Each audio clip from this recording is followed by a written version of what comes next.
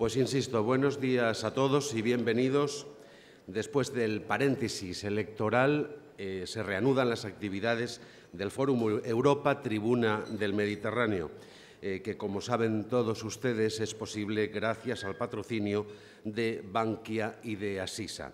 Hoy vamos a tener la oportunidad de escuchar a un político ya muy conocido, muy antiguo, que lleva muchos años en la brecha. Estamos hablando del presidente del Grupo Popular en la Asamblea Parlamentaria del Consejo de Europa, Pedro Agramunt, y ha elegido para presentarle a otro político de peso, el eurodiputado Esteban González Pons, a quien ya invitamos a tomar el uso de la palabra.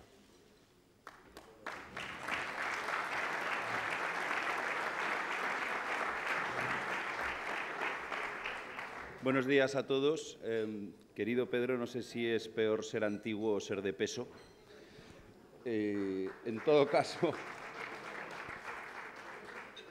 caso, decía Felipe González la semana pasada que lo de la antigüedad no debe ser tan malo cuando la renovación en España, por lo menos desde la Alcaldía de Madrid, es precisamente una señora de su edad. Y en la Alcaldía de Valencia pues sucede algo muy parecido. Luego, la antigüedad no está reñida con la renovación, ni mucho menos con tener una cara nueva, que parece ser que es de lo que se trata ahora.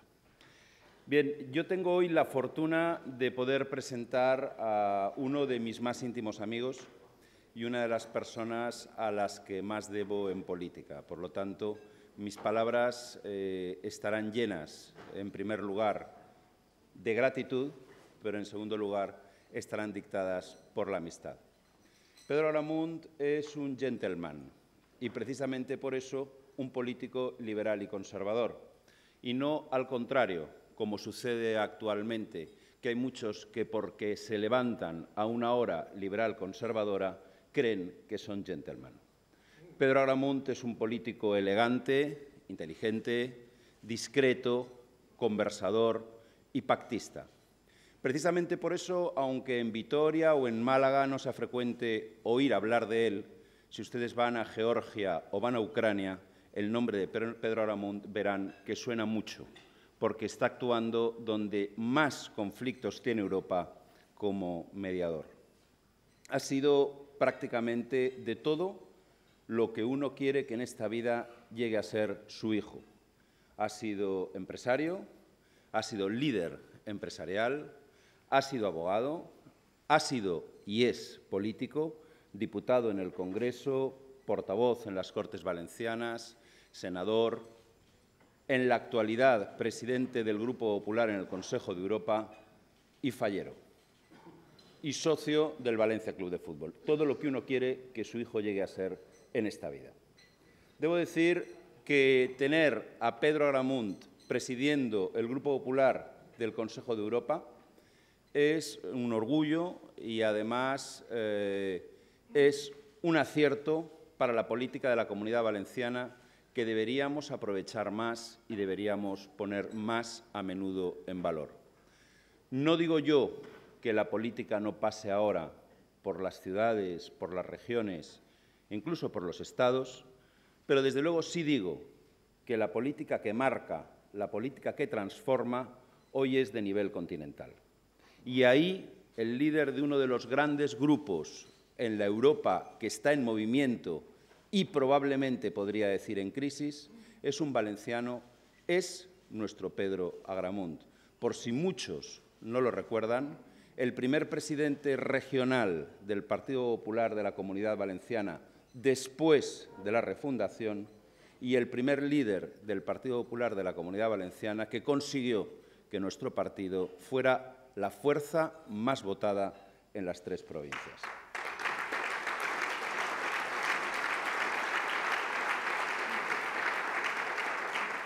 Pero hoy no vamos a hablar de eso, ni creo que él tampoco lo haga. Va a hablar de Europa y de los conflictos a los que Europa se enfrentan, a los que normalmente no prestamos gran atención y que, sin embargo, pueden cambiar por completo nuestras vidas. La Unión Europea ha sido en los últimos años un equilibrio estable entre la potencia alemana y el contrapeso británico, y hoy los británicos están a punto de realizar un referéndum sobre su continuidad o no dentro de la Unión Europea. La presión de Rusia sobre las fronteras del este, aquí prácticamente no la notamos, pero muchos de los países del círculo de la antigua Unión Soviética hoy se sienten amenazados incluso en el terreno bélico por Vladimir Putin. Grecia está en las horas en las que decide si sale o no sale del euro.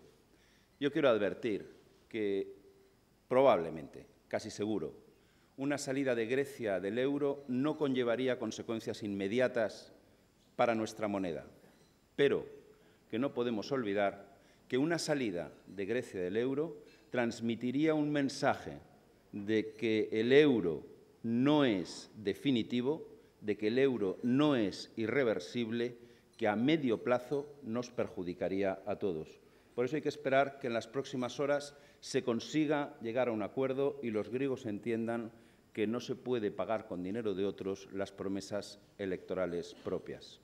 La Unión Europea sufre también una fuerte presión migratoria por el sur, de la cual, precisamente, no son muy conscientes los estados, los países del norte. Y, por último, no quiero dejar de hacer una referencia a lo más importante, a lo vital, al corazón de la Unión Europea. El auge de los extremismos de derecha y de izquierda. Los partidos políticos de extrema derecha en el norte y de extrema izquierda en el sur están acaparando todo el protagonismo. Les sorprendería a ustedes que les dijese, porque es sorprendente, que en el Parlamento Europeo vivimos en una coalición de gobierno entre socialistas, populares y liberales. Pero les sorprendería aún más si yo les dijese que casi todos los días votan juntos Podemos e Izquierda Unida por la izquierda, con el Frente Nacional francés, con el UKIP inglés, con los neonazis del norte de Europa o con la extrema derecha alemana por la derecha de la Cámara. Que la extrema izquierda y la extrema derecha se tocan y normalmente votan en contra de socialistas, populares y liberales que representamos el núcleo de lo que Europa es y de lo que Europa representa. Porque Europa es el centro político, es la moderación, es el sentido común y es el Estado de Derecho. Todo eso que en nombre del populismo la extrema izquierda y la extrema derecha quieren destruir. A Pedro Agramunt lo tenemos allí. Preside el Grupo Popular del Consejo de Europa, uno de los puestos más importantes de la política europea. Y muchas veces sucede, demasiadas veces sucede, que hay que venir de fuera, como vengo hoy yo, para contar a todos lo importante que somos los de dentro, como vengo yo hoy a contar de Pedro Agramunt. Es una suerte contar con él allí y hoy aquí.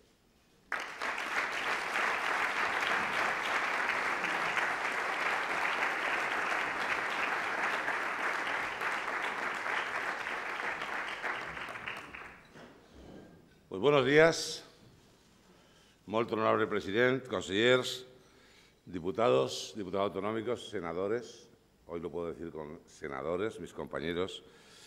Rita, gracias por venir. Amigas y amigos, hoy el problema es que aquí yo creo que soy amigo de todos, lo cual es una maravillosa ventaja y también me pone en un compromiso más complicado. En todo caso, quiero agradecer a Nueva Economía Forum, a sus patrocinadores, a Sisa y a Bankia, la invitación a participar en este desayuno, que me permitirá poder compartir con todos unas reflexiones sobre el papel de Europa frente a un abanico de desafíos, algunos de los cuales ya ha enumerado Esteban, como el conflicto de Ucrania, la crisis de Rusia, la posible salida de Grecia del euro, el referéndum en el Reino Unido, la crisis migratoria en nuestras costas o el avance del Estado Islámico. Como verán, el llamado orden mundial actualmente ni parece orden ni sé si es mundial.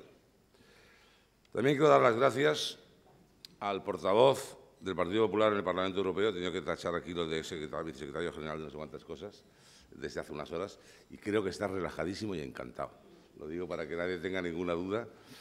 Y bueno, he de reconocer que bueno, pues lo que ha dicho, hay un momento que me ha emocionado, nos conocemos ya, no voy a decir los años, porque entonces estaríamos revelando nuestra edad y nuestros años de dedicación política, y a veces es mejor callarse, porque si no te llaman antiguo, te llaman pesado, entonces es mejor callarse. Pero son ya muchísimos años de colaboración directa, hemos coincidido en las Cortes Valencianas, en el Senado y ahora también por Europa. Así que hemos estado prácticamente en todas partes juntos. Yo no lo presento a él, por tanto me callaré ya. Pero diría, si no, que es uno de los políticos, si no el político más brillante que conozco. Pero bueno, ahí está en Europa y ahí nos tienen a nosotros en este momento. Y, por cierto, yo encantado. Por supuesto, amigas y amigos, gracias a todos vosotros, amigas y amigos, y esto no es una frase protocolaria en este caso, por vuestra presencia, por venir aquí a compartir, bueno, también mantel, mesa y algunas reflexiones. Muchas gracias por estar aquí, que yo sé que a veces pues, oír hablar de Europa, no sé si es lo más excitante por la mañana, pero bueno, en todo caso, gracias por vuestra presencia. Estoy aquí cuando se cumplen casi 2 años desde que fuera elegido presidente del Grupo del Partido Popular Europeo en la Asamblea Parlamentaria del Consejo de Europa. Y ha sido un periodo vivido con gran intensidad, de visitar países en conflicto o allí donde todavía se están levantando los pilares del Estado de Derecho, para el que, por supuesto, mi experiencia en la política valenciana y mi actividad como senador me han ayudado mucho.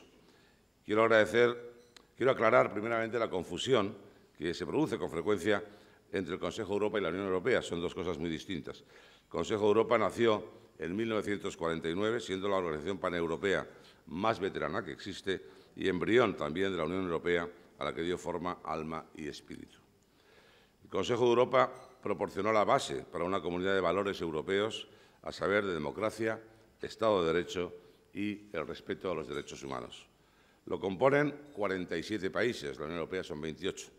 Lo componen 47 países, lo que es lo mismo la totalidad de los países europeos, con la excepción de Bielorrusia, por razones de valor democrático, Kosovo, que todavía no está aceptado como país independiente por muchos países europeos, entre ellos España, y el Vaticano, por razones de sus especificidades. Por tanto, serían 50 países europeos, de los cuales 47 son miembros y el Vaticano observador permanente. Desde nuestra sede, en el Palacio de Europa, se facilitó que muchos de los países del este del continente pudieran convertirse más tarde en miembros de pleno derecho de la Unión Europea, lo que contribuyó, por ejemplo, a enterrar los fantasmas nacionalistas y xenófobos de la guerra de la antigua Yugoslavia. Si en el Parlamento Europeo se habla de Rusia o de Ucrania, por poner un ejemplo, en el Consejo de Europa se habla directamente con Ucrania y con Rusia. Pero no todo en mi organización goza de perfecta salud. Hay un caso que recibe muchísimas críticas, que es el del Tribunal Europeo de Derechos Humanos. Todos ustedes conocerán este tribunal por sus polémicas sentencias, como fue el fallo de la doctrina Parot del año 2013. Yo creo que los españoles, al igual que el resto de los países europeos, y está pasando con muchos de ellos, quieren que los casos judiciales se decidan en España y no que lo hagan jueces extranjeros pertenecientes a un tribunal que les es bastante lejano. Entre todos deberíamos perseguir y conseguir un acuerdo para mejorarlo y evitar así que sea usado por todos aquellos que pierden su caso en su propio país. Lograr dicha renovación ha sido una de mis pretensiones desde que asumí la presidencia del Grupo Popular, pero ya digo que es una de las cuestiones difíciles que tenemos por delante. Bien, amigas y amigos, el Partido Popular Europeo en el Consejo de Europa es la formación política mayoritaria de la institución, con más número de representantes públicos en la práctica totalidad de Estados europeos. Somos más de 200 parlamentarios de más de 40 países los que forman parte del Grupo Parlamentario Popular. Un buen número de partidos que han recibido el respaldo mayoritario y encargo popular para gobernar están dentro de nuestro grupo, que me honro en presidir. Nuestra formación política aventaja en varios diputados al Grupo Socialista, diferencia que será aún mayor si estuviera con nosotros todo el espectro ideológico de centro-derecha, puesto que allí, al igual que en el Parlamento Europeo, existe también el Grupo Liberal y existe también el Grupo Conservador, formado mayoritariamente por británicos, pero también rusos, turcos, etcétera, etcétera. Bueno, de todos modos, ya saben ustedes que a los británicos les gusta ir por libre, siendo fieles a aquella frase de Margaret Thatcher cuando dijo que Dios separó al Reino Unido de Europa continental por alguna razón, y así se mantienen. ¿Y qué supone ser el grupo mayoritario de la Asamblea? pues además de ejercer una mayor influencia, evidentemente, sobre los temas y asuntos que se debaten, el Grupo mayoritario debe de elegir al próximo presidente de la Asamblea Parlamentaria para los próximos 2 años, hecho que se producirá en el mes de enero del año 2016. Espero que sea nuestro grupo, que sea el Grupo Popular, al final de este mes, que es la fecha clave de este mes de junio, el Grupo mayoritario para poder aspirar a la presidencia de esta Asamblea. Bueno, algunos dicen que la historia se repite. Lo que sí que es cierto es que las lecciones de la historia con mucha frecuencia no se aprovechan. La Unión Europea recibió en el año 2012, como todos ustedes saben, el Premio Nobel de la Paz, en reconocimiento al papel ejercido en transformar la mayor parte de Europa de un continente en guerra a un continente en paz. Y esa perspectiva, que es muy importante, muchos ahora la olvidan. El primer ministro británico, David Cameron, habla de convocar un referéndum. Otros hablan de la salida inminente de Grecia del euro. Yo, precisamente, el martes que viene, en la Asamblea Parlamentaria, que tenemos pleno, le preguntaré directamente al señor Tsipras, que viene a la sesión, sobre estas cuestiones. O quizás la pregunta sería lo que ha dicho mi presentador. ¿Desde dónde justifica o razona usted el no pagar las deudas? Algo tan simple como muchos de los que están aquí, que son empresarios, saben perfectamente que los bancos, supongo que no se lo van a consentir. Y, por tanto, es algo evidente y es algo que no puede ser de otra manera. ¿Qué es lo que pretenden algunos, en todo caso? Volver a la Europa anárquica de finales del XIX y principios del siglo XX. Bajo mi punto de vista, frivolizar sobre el concepto de la Unión Europea me parece un ejercicio peligroso y arriesgado, que solo contribuye a despertar nuestros viejos demonios y atacar los valores que nos son propios. La Unión Europea es nuestra lección de 2 guerras mundiales y debe de seguir siéndolo en el futuro. Por ello, tenemos que defender a Europa para defender la paz y la estabilidad. Es verdad que la Unión Europea no es el paraíso kantiano que algunos imaginaron tras la caída del muro de Berlín en el año 89, donde se dio por sentado que la paz y la estabilidad estarían aseguradas.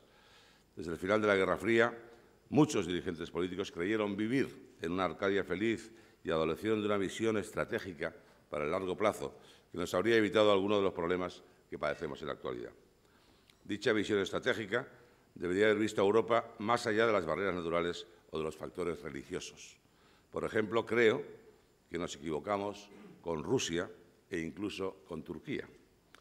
Los excluimos de nuestro proyecto europeo y ahora estamos viendo las consecuencias. Yo lo he dicho en repetidas ocasiones, tan europeos son Vladivostok como Estambul, Reykjavik o Valencia. Las 4 ciudades se caracterizan por acoger unas sociedades que comparten unos valores comunes y un patrimonio histórico-cultural, además de unos hábitos y estilos de vida muy similares. La diferencia está en que países como Rusia o como Turquía comparten esos valores, pero su sistema político no los refleja siempre del todo, al tiempo que tenemos diferentes percepciones sobre los acontecimientos. Eso se ha visto recientemente, el pasado 9 de mayo, con la conmemoración del fin de la Segunda Guerra Mundial. La percepción que se tiene en Rusia o en el Reino Unido e incluso en Francia no es similar sobre el conflicto. Claro, es normal si tenemos en cuenta que 27 millones de rusos murieron en dicha contienda. Una democracia necesita del Estado de Derecho, independencia judicial, libertad de prensa, sociedad civil, respeto por los derechos humanos, derechos para las minorías y un gobierno que rinda cuentas. En el caso de algunos países sin vivencia democrática en su historia, hace falta un esfuerzo por parte de todos, también apoyo internacional, para colocar los pilares de la democracia. Nadie puede esperar que estos aparezcan de la noche a la mañana. La aplicación de la democracia occidental mediante la imposición o, por el contrario, a través de la exclusión, en sociedades sin modelo preexistente puede desembocar en un rechazo a los valores occidentales, resultando dicha actitud tan peligrosa como la condición original que se pretendía cambiar. Siempre será más efectivo cultivar los valores que imponerlos directamente. No voy a justificar aquí, en absoluto, la anexión ilegal por parte de Rusia de Crimea o el apoyo ruso a los separatistas rebeldes en el este de Ucrania. Dichas acciones merecen toda mi condena y así se ha producido constantemente. Sin embargo, actualmente todas las relaciones con Rusia están rotas y dicho aislamiento ha tenido un precio también en materia de derechos humanos, como recientemente hemos visto en la nueva restrictiva política rusa con las ONGs o el escaso progreso en la liberación de presos, como por ejemplo la de mi colega de grupo político, miembro de la Asamblea Parlamentaria y en el Grupo del Partido Popular, la ucraniana Nadia Savchenko. En mis más de 25 años de vida activa en la política, una de las cosas que he aprendido es la importancia de tomar las decisiones adecuadas en el momento oportuno y que los errores de cálculo pueden conducir al desastre que puede transformarse en tragedia cuando quienes deciden erróneamente son jefes de gobierno y de Estado. ¿Podría haberse evitado la ocupación de Rusia de Crimea? La respuesta sería afirmativa. ¿Y cómo?, se preguntarán. Pues básicamente buscando una reconciliación genuina y sincera entre Rusia y sus vecinos del este de Europa, al igual que fue posible la reconciliación en los años 50 y 60 del pasado siglo entre Alemania y Francia. El problema es que hay a quien no le interesa tal reconciliación en áreas de la búsqueda de un enemigo permanente con el que poder justificar su política de influencia en los asuntos europeos. Si tratamos a algunos Estados asimétricamente, considerándolos más intrusos que socios, solo alimentaremos su desconfianza. No estoy justificando, lo repito, las acciones de Rusia en Ucrania, pero no es bueno que un país se sienta ninguneado o despreciado, o que unos países se sientan incómodos en sus relaciones con la mayoría de sus vecinos. Europa, con su experiencia de Francia y de Alemania, puede contribuir mucho en la reconciliación del este de Europa entre Polonia y los países bálticos, Ucrania y Rusia. Nuestro continente no se podría haber desarrollado sin la reconciliación franco-alemana y ahora la estabilidad no se alcanzará hasta que no haya una reconciliación ucraniana-rusa o ruso-polaca, iniciada en los 90, pero agrietada en los últimos tiempos. Para que dicho proceso sea factible, no solo debe ser aceptado por los líderes políticos, sino también por los ciudadanos. Debemos, por tanto, todos los políticos hacer un gran ejercicio de pedagogía. Quiero lanzar dos reflexiones a partir de un dato que muchos de ustedes conocerán, o quizás no. Las exportaciones europeas a Rusia, en el primer trimestre del año, cayeron más de un 34%. España, Gran Bretaña, Francia o Italia han reducido el comercio con Rusia entre un 40 y un 50%. Sin embargo, Estados Unidos ha reducido solo su comercio con Rusia en poco más de un 6%. Y otros países, como Japón, lo han aumentado casi en un 17%. Se ha convertido Europa, como pueden observar, en la pagana de la crisis con Rusia. La segunda reflexión tiene que ver con la utilización que se ha hecho desde algunos países de la crisis ucraniana.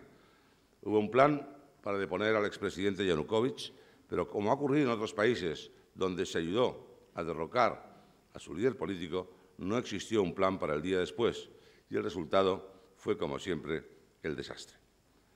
Después del conocido Euromaidán, hemos conseguido una Ucrania más integrada con Europa, menos corrupta que la que había en los tiempos de Yanukovych.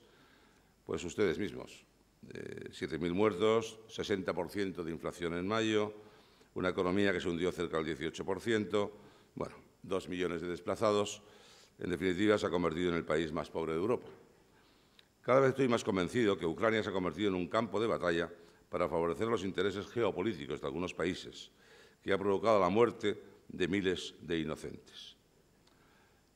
Tenemos que demostrar una mayor unidad y que somos capaces los europeos de resolver por nosotros mismos nuestros problemas y nuestras diferencias. Que tenemos criterio respecto a Rusia más allá de las sanciones impuestas por la crisis ucraniana. Yo lo he repetido en varias ocasiones, ni Europa es el enemigo de Rusia, ni Rusia debe serlo de Europa. Nuestro frente común debe estar en el terrorismo yihadista al que inmediatamente me referiré. Bajo mi punto de vista, habría que restaurar las relaciones comerciales con Rusia de forma progresiva, manteniendo, eso sí, al mismo tiempo, el espíritu de paz acordado en el Tratado de Minsk II. Si a finales del siglo XIX eran Francia y Rusia quienes trataban de detener el ascenso imparable de Alemania, ahora han sido Francia, el Reino Unido y Alemania quienes intentan contener a Rusia, sobrepasando incluso el papel de la Unión Europea. y eso no debería seguir siendo así. Los días en los que un exclusivo círculo restringido, dominado por algunos países, podía convertir el reparto del poder global, deben de terminar. Necesitamos una nueva arquitectura para una nueva Europa que disponga de la suficiente audacia e inteligencia para desarrollar las nuevas relaciones. Parte de esta nueva arquitectura debería pasar por la implantación de una verdadera política exterior en la Unión Europea, con la que los Estados miembros se comprometan de verdad, abandonando la constante búsqueda del mínimo común denominador que solo hace que agravar los problemas. El mundo necesita a una Europa económicamente vital, socialmente atractiva, responsable, con visión estratégica, respetada internacionalmente y verdaderamente abierta a la integración.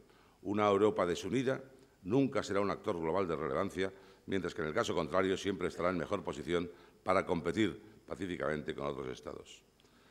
Las relaciones entre los Estados son más conflictivas de lo que eran hace una década, pero al mismo tiempo los actores estatales se muestran más débiles de lo que eran antaño, más incapaces de controlar los movimientos de descontento popular, de fragmentación cultural, de escasez de recursos, de degradación del medio ambiente y, por otra parte, Estados Unidos ya no tiene capacidad de tranquilizar a los aliados y disuadir a los adversarios. La anarquía, que parecía superada en las relaciones entre Estados tras el final de la Guerra Fría, que anunciaba un periodo de cooperación interestatal, ha adquirido protagonismo en el sistema internacional y parece conducirnos a un jovesiano estado de naturaleza, como ocurre en Siria o en Irak, donde no hay otras reglas que las del más fuerte. La aceleración del cambio social, que ha estado impulsada por la comunicación instantánea y ha provocado el despertar de la conciencia de las masas, está resultando mayormente perjudicial. Decía Ortega y Gasset que los demagogos han sido los grandes estranguladores de civilizaciones y que es muy difícil salvar una civilización cuando le ha llegado la hora de caer bajo el poder de los demagogos. Pues bien, en el terreno de los derechos humanos, defensa del Estado de Derecho, hay mucho demagogo disfrazado de organización no gubernamental, de ONG, que está haciendo un gran daño a algunos países que habían iniciado el camino para abrazar la democracia y cuyos procesos de transición corren peligro por los intentos de desestabilización de dichas organizaciones, muy opacas, por cierto, en sus fuentes de financiación y que responden a intereses claros y concretos. Párense a pensar en la primavera árabe o en el Euromaidán ucraniano. Los movimientos de protesta, fruto de la comunicación instantánea, se caracterizan porque nunca tienen un plan para pasar de las protestas a la política. El resultado, como se ha visto en algunos casos, pensemos por ejemplo en Libia, es el caos absoluto. Esto lo podrán observar también en los países ricos en recursos naturales. El petróleo, sin islamismo, puede ser un problema, pero el islamismo más petróleo se convierte en una mezcla explosiva y el petróleo más islamismo más armas de destrucción masiva representa una inmensa amenaza para todos. El problema del terrorismo islámico no puede ser extirpado fácilmente. Los musulmanes moderados tienen que animarse a ponerse de pie y ser contundentes contra el radicalismo. Cuando los gobiernos musulmanes moderados, como los de Uzbekistán, Azerbaiyán, Indonesia, Malasia, Jordania y otros más, se asocien sinceramente en una coalición multilateral contra el terrorismo islamista, la batalla se volverá contra los radicales. El llamado Estado Islámico si el llamado Estado Islámico acomete con éxito su campaña de terror en Irak o en Siria, tratará de derrocar a los gobiernos laicos de otros países de mayoría musulmana, como los que he citado. Supone seguramente un error el uso exclusivo de la solución militar frente al terrorismo islámico. La fuerza militar solo ataca la punta del problema. Al acabar con los terroristas, solo se pone fin a las abejas obreras. Las reinas son los líderes religiosos, los imáns, aquellos que adoctrinan y enseñan una visión desviada del Islam en las escuelas y corrompen las mentes de miles de jóvenes. Por ello, Europa no puede permanecer impasible, ensimismarse con 70 años de proceso de integración, mientras a nuestras costas llegan miles de personas diariamente que huyen del horror sembrado por el yihadismo o las guerras en sus países.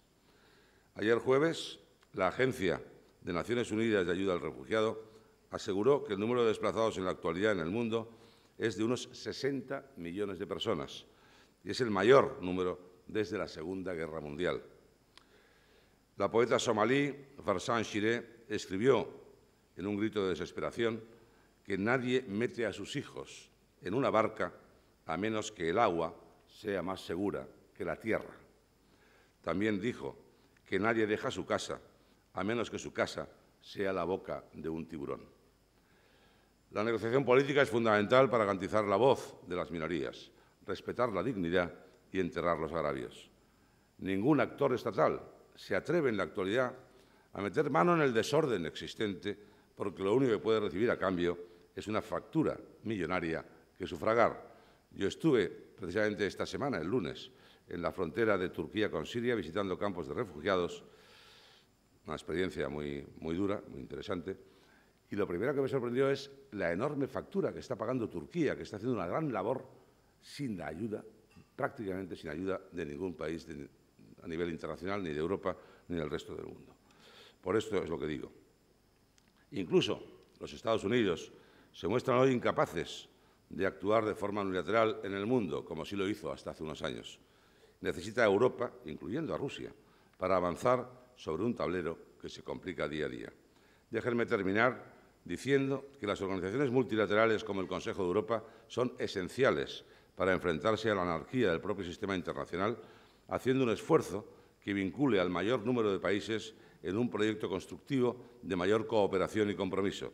Porque, amigas y amigos, las dos opciones que hay sobre la mesa ahora mismo son o una estrategia global o un caos indescriptible. Muchas gracias.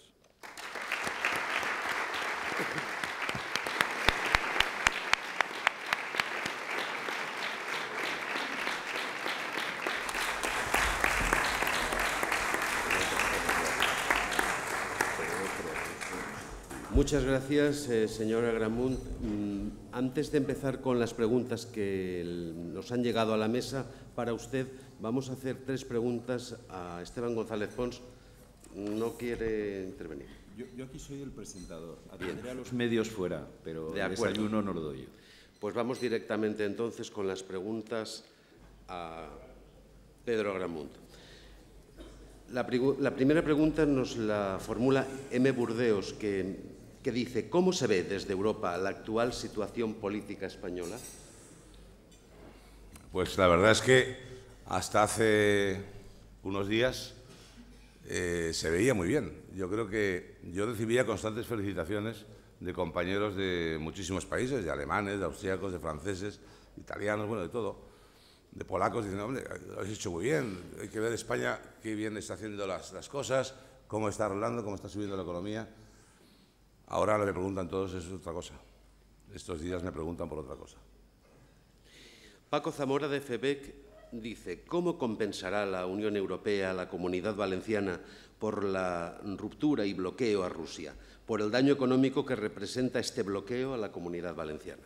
Sí, eso es cierto, ya lo he comentado antes, pero en todo caso he de decir que en gran parte, y en el caso valenciano también se ha producido, han sido los empresarios suficientemente inteligentes para poder desviar esas exportaciones hacia otros países y tratar de compensar algo la situación. Por otra parte, la Unión Europea está, en esos temas se lo sabrá mejor, están dando una serie de ayudas en función de esta situación, pero evidentemente todo esto no resuelve el problema.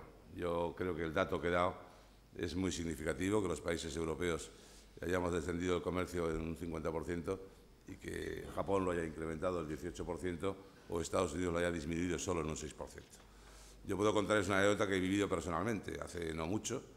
Pues bueno, a un empresario francés me dijo que, bueno, que vendía locomotoras, maquinaria de locomotoras a Rusia, que eran fabricadas en pues las empresas europeas, en Alemania, en Italia, en España, alguna cosa, y que como consecuencia de las sanciones y del bloqueo, pues ya no. Dice: pero yo sigo vendiendo la maquinaria, ahora la compro en Estados Unidos.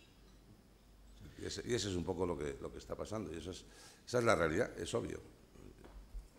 Argimiro pregunta: ¿cómo nos afectará a medio plazo que Grecia salga de la moneda única europea? Pues mucho y mal, mucho y mal. Lo que pasa es que yo supongo que todos tenemos claro una cosa. Yo, si a Grecia se le perdona, el siguiente que habrá que poner la cola seré yo. Y será España, y será Francia, y será Italia, y será Portugal. Y eso es imposible. Es decir, yo creo que es evidente que las deudas hay que pagarlas, habrá que buscar todos los sistemas posibles, y para ello tienen que hacer lo que tienen que hacer. Claro, lo que pasa es que es muy bonito llegar al gobierno con promesas absolutamente populistas, inviables e irrealizables, y ahora, bueno, es que estamos a España le deben 27.000 millones de pesetas, pero son cerca de 300.000 millones de euros los que deben al conjunto de la Unión Europea. O pagan o qué pasa aquí. Claro, es que no es posible. Y claro, le están, y eso se lo voy a preguntar el martes, como he dicho, le están urgiendo a que tome una serie de medidas que son las que España hubiera tenido que tomar hace 3 años, si no gobierna el Partido Popular como lo ha hecho, que era reducir las pensiones, reducir los sueldos públicos, reducir el número de empleados públicos e incluso subir el IVA. Y a todo esto, el Gobierno de Grecia se niega rotundamente. El Gobierno de Grecia, las pensiones suponen un 16% del PIB. Esto no sucede en ningún país europeo. O sea, aquello es un escándalo. Claro, o ponen orden internamente o no hay manera de seguir adelante. Y el problema es que no quieren poner orden internamente. Y al final, seguramente, yo no lo sé, pero yo vengo sosteniendo hace tiempo que yo el final que veo es que se optará por la solución menos mala, que es que se vayan. ¿Cuándo vence el plazo establecido por la Unión Europea para liberar los servicios portuarios? Eso sí que no tengo ni la menor idea. Eso, tú me dirás. Esa pregunta ya es de concurso televisivo, ahí no llego. Lo siento, lo investigaré, Rafa. Bueno, también nos preguntan, ¿España puede seguir manteniendo la traba de obligar a las empresas a utilizar los servicios de un procurador y pagar sus tarifas? A ver, ¿puedes repetir?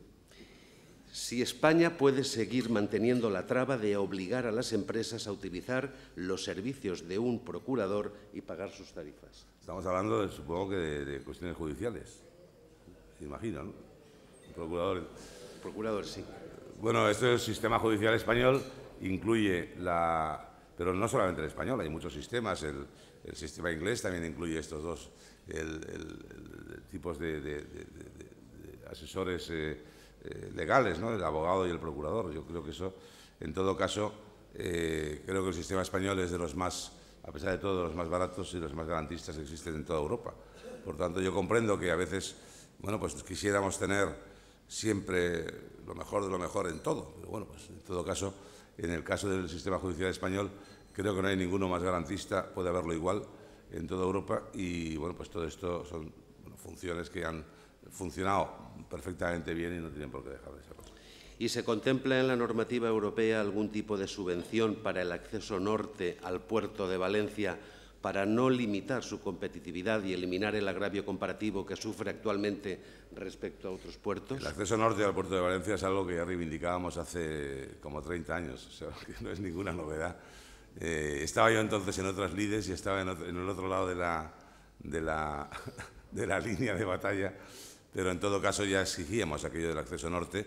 Hubo hasta proyectos absolutamente fantásticos para ese acceso, pero finalmente no se ha hecho nada. Bueno, yo creo que en este tema, como en muchos otros, por supuesto hay muchas ayudas europeas en todos esos, no sé concretamente en esta situación, pero claro, a veces aquí nos damos un poco golpes en el pecho de forma excesiva. Yo creo que la Comunidad Valenciana, en España en general, pero en la Comunidad Valenciana específicamente, prácticamente las infraestructuras importantes están hechas todas. Otra cosa es que estén pagadas. Seguramente no están pagadas, pero hechas están. Aquí bueno, pues sí, ahí está el tema del corredor mediterráneo, está el tema del acceso norte del puerto, hay una serie de cuestiones, algunas cuestiones que afectan muy directamente a una población concreta o a una zona, pero en general, bueno, vayan ustedes a Italia y verán ustedes las carreteras que tienen allí o los trenes que tienen allí, o vayan ustedes a Francia. Yo uso cada 3 meses, cuando voy a la Asamblea Parlamentaria, este sábado, utilizo el tren de alta velocidad, que es bueno, el famosísimo tren de alta velocidad francés, y el nuestro es 10 veces mejor. Claro, también habrá que decir que aquí hemos hecho las cosas bien y que tenemos las cosas muy bien hechas. No solo en Valencia, en toda España, pero en la Comunidad Valenciana en concreto, que hay carencias, por supuesto que sí. Pero claro, lo que no puede ser es que queremos todo y lo mejor. Y es que lo tenemos casi, pero bueno, algún error o alguna cosita queda. Otra cosa, como he dicho al principio, es que esté todo pagado, pero bueno, eso poco a poco se irá consiguiendo. De aquí el consejero de Economía se ríe. Señor Agramunt, ¿alguna otra subvención para mejorar la línea férrea Valencia-Zaragoza para que Opel pueda enviar coches por el puerto de Valencia? No lo sé, esta es una noticia de ayer que a mí me preocupó muchísimo. Evidentemente es el problema de Adif, de Renfe, no sé cuál es el problema exactamente. Es una vía única, tiene problemas de coincidencia con otros trenes y supongo que habrá que buscar una solución inmediata, porque eso supongo que es una lástima, porque al final resulta que se va todo ese tráfico en detrimento del puerto de Valencia, se va al puerto de Barcelona. Bueno, no hay ninguna novedad en esta cuestión. Es decir, lo de la disputa entre el puerto de Barcelona y el puerto de Valencia tiene más años que los puertos. Y tengo aquí a dos directores de puerto, a Mario Flores y a Rafa Aznar, o que lo han sido en el caso de Mario, pero es verdad que, bueno, yo recuerdo de mi otra época unas noticias de ABC, me parece que eran, que sacamos, ¿verdad, Iñaki?, sobre la autopista Madrid-Valencia Sociedad Anónima, que se había constituido en el año 1920 o por ahí, en la época de Primo de Rivera, y que ya pretendía hacer una autopista entre Madrid y Valencia a base de tartanas, que había una serie de estaciones intermedias para el cambio de caballos, bueno, y que era de propiedad privada, de una sociedad anónima que estaba con... Y todo eso estaba adelante para hacer la autopista Madrid-Valencia, y lo impidió el puerto de Barcelona. Ya entonces, o sea que ya entonces ese conflicto existe, desde hace ya 100 años. Manuel Miñes, de la Cámara de Contratistas de la Comunidad Valenciana, le pregunta: como senador territorial, ¿vigila y hace un seguimiento de las inversiones del Estado en la Comunidad Valenciana? Y añade: en los PG 2014 el grado de cumplimiento en la comunidad ha sido del 90% por parte de la Administración General, pero por parte de las sociedades públicas, Adif, Aquamed, Puertos del Estado, en la inversión en la Comunidad Valenciana solo ha llegado al 75%. ¿Quién hace el seguimiento de la liquidación de los PG en la Comunidad Valenciana? Naturalmente que lo hacemos, y además en los presupuestos de cada año, que son las cuestiones concretas que más reuniones suponen, más estudios de todos los miembros del Senado y del Congreso de los Diputados, que también están aquí.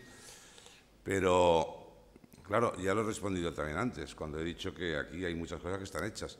Yo comprendo que ha habido una época donde se han hecho muchísimas obras, y eso ha dado mucho trabajo, y de repente las obras ya están hechas, no vamos a volver a hacer las obras que ya estaban hechas. Y claro, yo comprendo la Cámara de Contratistas, mis más buenos amigos. Ellos quieren más faena, claro, yo también que la tengan, pero bueno, hay que adaptarse a las circunstancias. Y supongo que eso todos los empresarios se lo conocen, y si no, pues habrá que explicárselo. Lo que no puedes hacer es estar haciendo una presión diaria para que se hagan más cosas si es que no son estrictamente necesarias o si no hay dinero para ello. Porque es que si no, estaríamos en lo que estamos hablando de Grecia. Yo no sé si ustedes saben lo que significaba el rescate, porque aquí hablamos mucho del rescate. Aquí hablamos, ¿no? Y Mariano Rajoy impidió el rescate. Y ahí nos quedamos. ¿Y qué hubiera supuesto el rescate? El rescate suponía reducir entre el 20 y el 30% las pensiones. Reducir entre el 20 y el 30% los sueldos públicos. Cuidado, que eso incluye desde los catedráticos de universidad a los policías locales. Todos los funcionarios. Y, además de ello, reducir el número de funcionarios públicos, pero de una forma seria. En España no se ha reducido un solo funcionario público, no se ha bajado las pensiones ni un céntimo y no se ha reducido los salarios públicos absolutamente nada. Eso es lo que hubiera pasado. Y claro, las decisiones en política a veces no son fáciles, pero hay que tomar las decisiones en el sentido que más convenga a España, en este caso. Bueno, a veces se percibe de forma errónea, pero bueno, en todo caso, lo que ha pretendido el Gobierno, y por eso a veces no hay dinero para todo, porque claro, si no estaríamos en otra situación.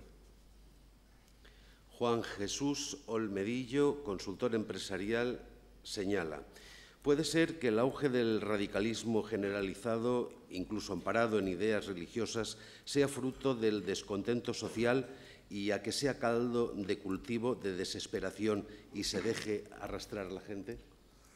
Pues sí, hombre, yo creo que sí, que es así. Y además, lo he comentado antes, ¿no? Cuando hablaba de, pues eso, de todo el acceso masivo a las redes de comunicación inmediatas y que eso supone pues todos esos movimientos. Bueno, pues eso, como dije antes, ya lo dijo Ortega y Gasset, ¿no? Lo de los demagogos y la demagogia. El mismo consultor empresarial pregunta, ¿qué se percibe en Europa con referencia al cambio político en España? ¿Correríamos el riesgo de, al igual que pasa en Grecia, entrar en impagos de deuda? ¿Sería Europa igual de benevolente con España? Bueno, yo creo que más o menos he respondido a las dos preguntas, ¿no? Al principio y luego el tema de Grecia.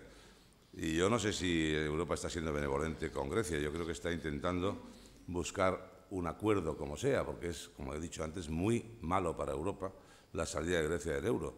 Pero es peor que se mantenga la situación de ellos seguir viviendo en un estado ideal y pagando la factura el resto de los europeos, incluyendo los españoles, que ya he dicho que nos deben 27.000 millones de euros.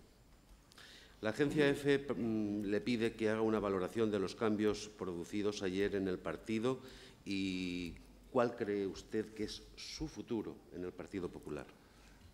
Bueno, yo había venido a hablar de mi libro,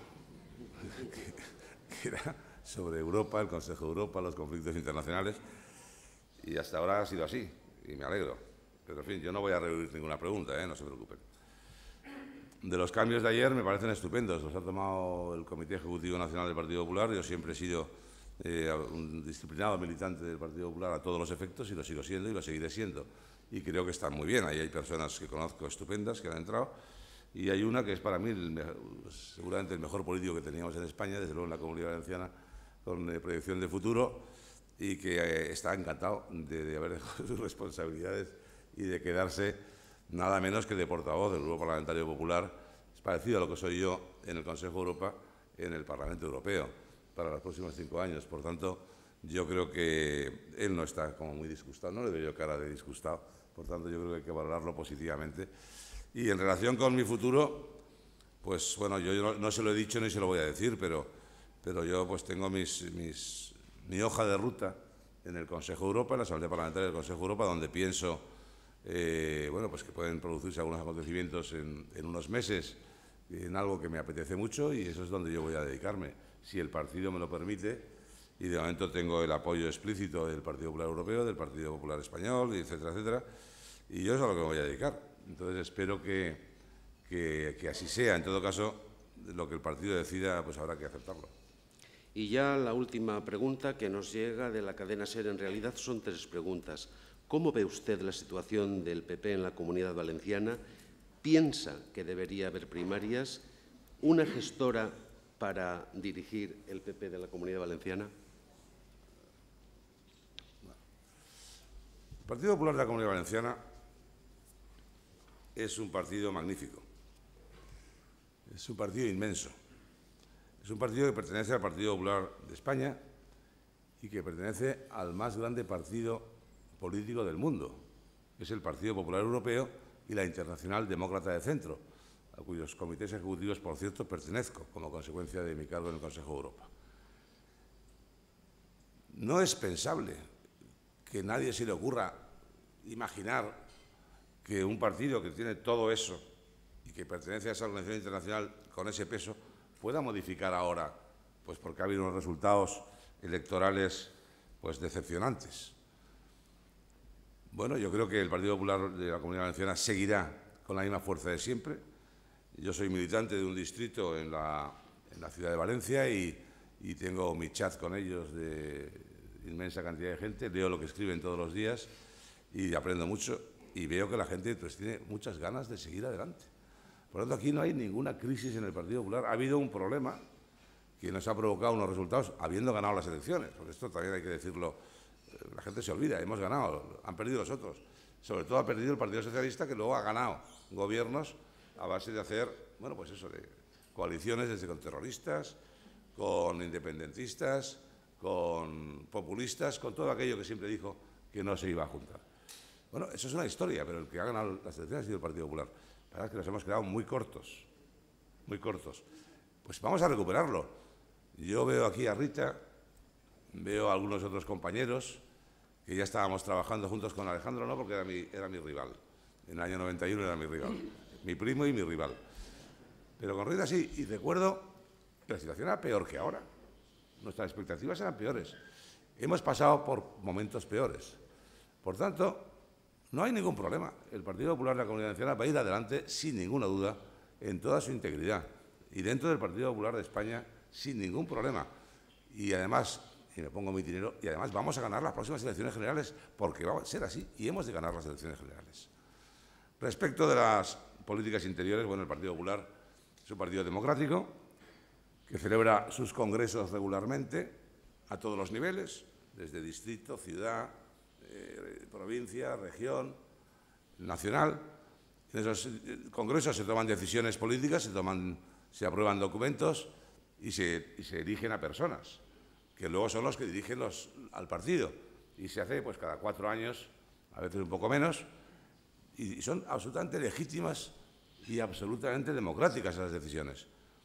Por tanto, no hay que plantearse ninguna, no sé, ahora hay cosas de moda, primarias. Bueno, bien, me parece bien.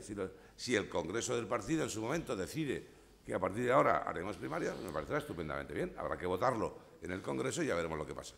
Pero de momento nuestro sistema es igual de democrático que el resto de los partidos políticos. Bueno, hay un partido que presume de primarias, se llama Partido Socialista Obrero Español, que en Madrid salió elegido un candidato y a la semana se lo cargaron porque no les gustaba. Claro, ¿usted de qué me está hablando? Es decir, y eso en el Partido Popular no pasa. Cuando se toman las decisiones se toman de otra manera. Y yo no he visto nunca a un candidato que haya sido ya nombrado, que luego haya sido, no sé, pues apartado de una forma tan brutal como se produjo en el caso de Madrid hace pocas fechas. Por lo tanto, yo creo que lo que el partido vaya decidiendo de acuerdo con sus órganos normales de funcionamiento.